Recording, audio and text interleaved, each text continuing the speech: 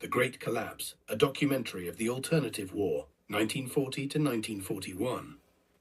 The history books detail the Allied triumph, a war won by unity and industrial resolve. But in the spring of 1940, in an alternate reality governed by the indecision of timid leadership and the cold professional efficiency of the Axis, the war took a definitive and catastrophic turn.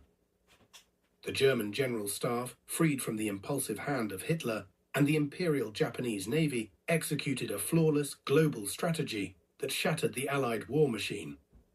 This is the story of the last turn. Chapter 1: The Timid Lion. The conflict for Great Britain was immediately defined by the hesitant command of Prime Minister Neville Chamberlain. He viewed the vast Mediterranean and African fronts as a costly diversion, prioritizing the defensive security of the home isles. This strategic timidity proved fatal. While the German High Command methodically positioned their naval power, Chamberlain refused to commit the battleship flotillas necessary to secure the Suez and the vital oil routes. As a result, the few British battleship flotillas still patrolling the Mediterranean were left brutally exposed. The German response was swift.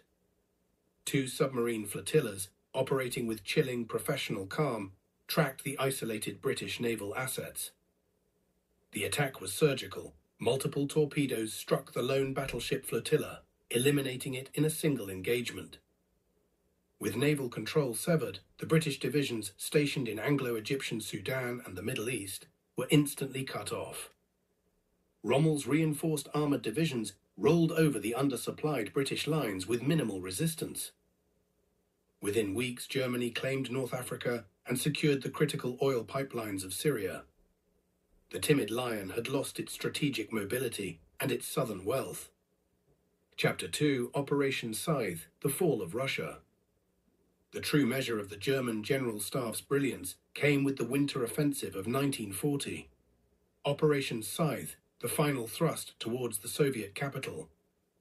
The Soviet Union, desperate and broken, pleaded for a second front.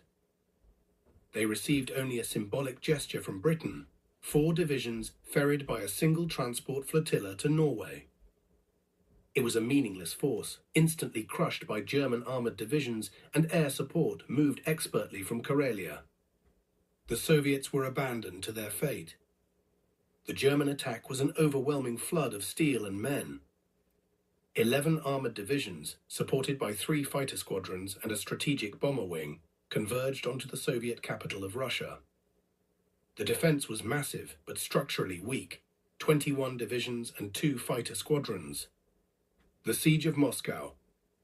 This was the battle that decided the European war, a 5-round struggle against a superior war machine. Initial assault: the sheer weight of the German armoured divisions was brutal. The Soviet divisions fought with suicidal tenacity, forcing the German infantry to take massive casualties.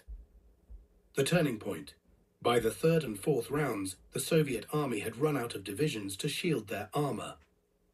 The battle devolved into a pure clash between the remaining German armoured divisions and the last 2 Soviet armoured divisions. German attrition was high, but their numbers held. The final push: in the 5th and final round, only 2 battered German armoured divisions remained, alongside their surviving air support. They rolled over the last pockets of resistance.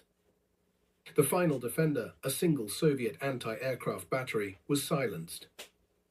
The Soviet Union, having lost its only industrial complex, was eliminated from the war. Its immense resources and its remaining 11 billion IPCs were instantly claimed by the German war machine. The Eurasian heartland belonged to the Axis. Chapter 3: Isolation's Price. While Europe was conquered, the United States remained shackled by isolationist policy. The US Congress refused to commit forces overseas, convinced that the oceans provided sufficient protection. This paralysis was instantly exploited by the Imperial Japanese Navy. With American aid cut off, the Chinese resistance, once supported by US equipment, collapsed entirely. Japan quickly claimed the entire Asian mainland and consolidated the valuable territories of India. Now Japan focused on the US homeland. In the spring of 1941, Tokyo executed its most provocative move, the invasion of Alaska. A colossal Japanese fleet, including battleship flotillas, carrier flotillas, and submarine flotillas, escorted 3 transport flotillas across the North Pacific. The American garrison of 3 divisions was swiftly crushed. The rising sun flew on North American soil. The US High Command reacted immediately, ordering a counter-assault. But the Japanese fleet was perfectly positioned. The American response was 3 carrier flotillas and 2 transport flotillas, a powerful group, but one lacking any effective offensive battleship or submarine support. The counterattack was aborted when the US fleet discovered the powerful Japanese naval group waiting for them. The US transport flotillas, laden with armored divisions and divisions for the landing, were forced to retreat back to the safety of the Californian coast. The US Pacific Fleet was now fully exposed. Chapter 4: The Final Defeat. The decisive moment came in the summer of 1941, in the sea zone of the western USA. The Japanese fleet, consisting of 2 battleship flotillas, a carrier flotilla, and 2 fighter squadrons, closed on the vulnerable American task force. The battle began with the terrifying efficiency of the submarine corps. Sneak attack. 2 Japanese submarine flotillas launched their unreturned opening volley. The torpedoes found their mark, immediately sinking a US transport flotilla before the Americans could even return fire. The sacrifice, the simultaneous fire began. The American carrier flotillas and the remaining transport flotilla desperately fired their defensive guns. They managed to sink both Japanese submarine flotillas and a fighter squadron. The annihilation, the sacrifice, was in vain. The Japanese battleship flotillas and fighter squadrons returned fire with overwhelming force. Their shells tore through the remaining US fleet. The 3 carrier flotillas and the final transport flotilla were obliterated. The US Pacific Fleet had ceased to exist. The defeat was absolute. With the loss of its entire Pacific Fleet off its own coast, the United States was forced to abandon all the thoughts of global intervention. American industrial might, which should have been the tide-turner of the war, was now chained to its homeland, forced to spend years rebuilding a defensive perimeter.